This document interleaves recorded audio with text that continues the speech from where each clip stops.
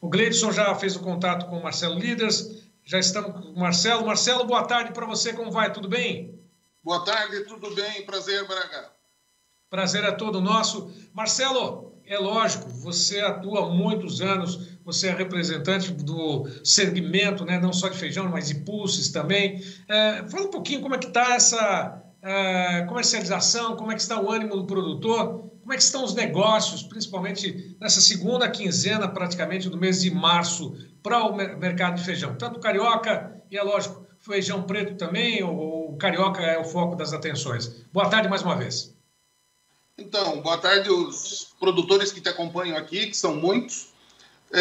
A questão do feijão carioca agora, ele vem preocupando muito mais o governo e o consumidor do que o produtor. O produtor que tem um produto, um feijão em mãos, um feijão carioca, não importa se ele é um feijão do ano passado, um pouco mais escuro, vale aí R$410, R$420, um feijão extra R$450, FOB Fazenda. Mas, lógico, ele está nesse preço porque são raros os produtores que têm algum feijão em estoque. O feijão preto, por outro lado, em Santa Catarina também está começando a subir, 280, 290 ao produtor. No Paraná, 300 a 320, diminuindo rápido a disposição dos produtores de vender nesse nível de preço. Bom, de alguma forma a gente tem um cenário, o que tudo indica, de um consumo menor. O que está acontecendo nesse mercado? O fast food está vencendo ou não?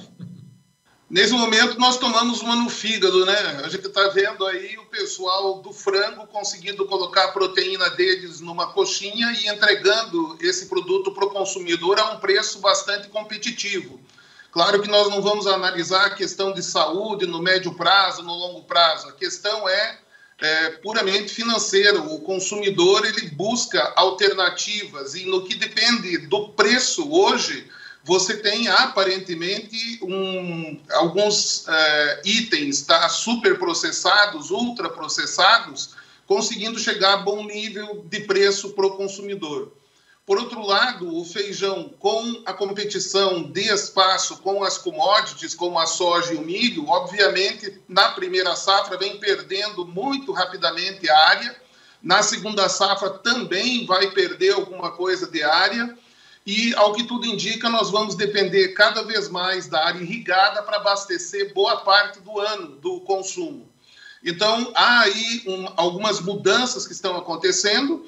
E nós estamos na expectativa e também já nos reunimos aqui com algumas entidades, criando um núcleo para que nós possamos sugerir para o governo, que está estudando várias alternativas, algumas a curto prazo, outras que já foram tentadas e sabemos que o efeito é nulo, e sugerir algumas mudanças aí no feijão, sem que nós tenhamos um problema, porque também criar um problema para o produtor que produzir mais do que o consumo que nós temos aqui é muito perigoso. Agora, o que está chegando mais caro ou além daquilo que o produtor, aliás, além daquilo que o consumidor pode pagar? Qual que é essa lógica nesse momento? É lógico, a gente tem aí a oferta, a demanda, mas ainda está chegando com um preço elevado para o consumidor ou o preço é adequado, só que o consumo que diminuiu? Bom, nós temos tido nos últimos anos uma oferta menor. Nós estamos colocando no mercado uma quantidade per capita ao redor de 12 quilos, 12,5 quilos. Consequentemente, o consumidor vai pagar mais caro, está pagando na faixa de R$10 atualmente, 11, e provavelmente vai pagar alguma coisa a mais aí nos próximos 60 dias até sair a segunda safra que vai ser colhida, principalmente Paraná, Minas, Goiás e Mato Grosso. Então, o que é confortável para o mercado e o mercado absorve bem é alguma coisa ao redor de 3 milhões de toneladas, e o preço chegando no consumidor ao redor de R$6, R$7. Isso para uma parte da população, né? Cerca de 30 a 50 milhões de brasileiros, qualquer 50 centavos faz diferença no quilo do feijão. Bom, agora o que se espera? Você comentava antes de eu perguntar essa questão toda do preço mais elevado nas gôndolas dos mercados, etc. O que se espera do governo nesse sentido? E de que forma o governo federal, os estaduais, podem socorrer os produtores ou até mesmo implementar uma política que possa aumentar a demanda, o consumo de feijão, tanto o carioca quanto o preto, Marcelo? Bom, se a questão é preço, nós precisamos disponibilizar feijões a um valor mais barato, ou um volume maior, sem prejudicar o produtor, dentro de um preço justo.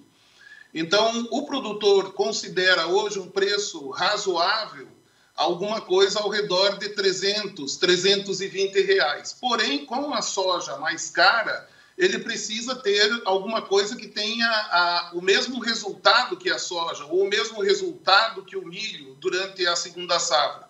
Esse é um grande desafio que, para ser vencido, nós temos aí médio e longo prazo algumas atitudes, que seria aumentar o investimento em pesquisa para entregar cultivares mais adaptadas às mudanças climáticas, mais adaptadas a algumas pragas. Enfim, esse é um dos caminhos. O outro caminho, como o Brasil é um país continental e você tem boa parte do consumo concentrado no Nordeste e na região Sudeste, veja que há uma dificuldade para os produtores do Mato Grosso, principalmente do norte do Mato Grosso, de Rondônia, os produtores, muitas vezes, dessas novas fronteiras agrícolas, o Mato Piba, então, como um todo, né, para chegar nas áreas de consumo. Talvez algum prêmio de escoamento da produção, algo que ajude a escoar.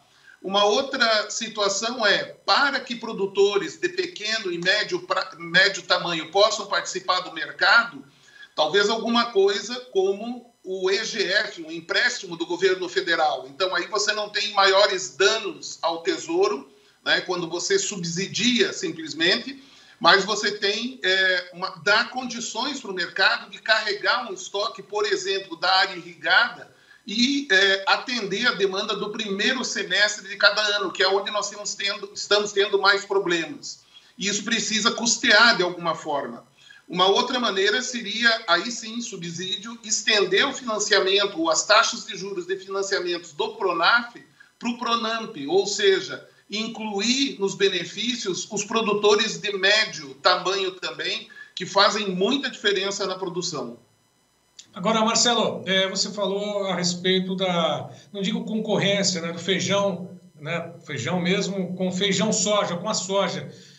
O produtor, é lógico, ele vai querer ter rentabilidade, vai ter um retorno do investimento que ele faz. Ele não quer rasgar o dinheiro, né? Lógico, apesar de estar produzindo alimentos, né? Alimentando o mundo praticamente, o Brasil e o mundo. Né? Você percebe aí no IBRAF, os produtores estão, de alguma forma, com uma tendência mais para a soja do que para o próprio feijão. É lógico que são áreas diferentes, né? Produções distintas, mas a soja está mais atrativa para o produtor de feijão hoje em dia? Seria mais ou menos isso ou não?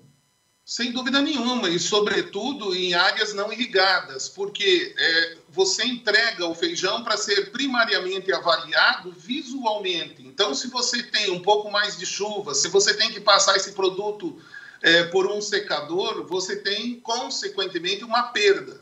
Então, aí já está um risco grande, já é melhor produzir soja.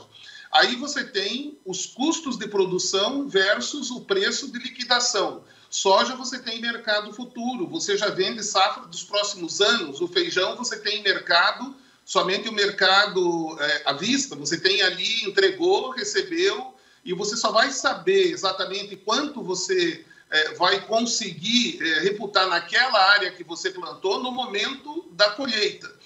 Existem algumas coisas, por exemplo, a longo prazo que podem ser feitas, que a gente comentou agora sobre a questão da pesquisa, que é o seguinte: não existe verba privada que possa ser investida em pesquisa por causa dos produtores, em grande parte, preferirem os grãos. 90% do feijão é plantado com grão e não com semente. Então, quando você compara um recorde, como, por exemplo, próximo a Brasília, em 55 hectares, 100 sacos, 6 mil quilos, quando o restante do país fica aí 2.400, 3.000 quilos, quando muito, mostra que a tecnologia, a implementação de tecnologia, o uso de boas sementes pode trazer resultado. Mas só isso não basta, nós temos que evoluir. Para evoluir, nós temos que abrir caminho para a iniciativa privada investir também na área de pesquisa e de sementes, como acontece em outros países.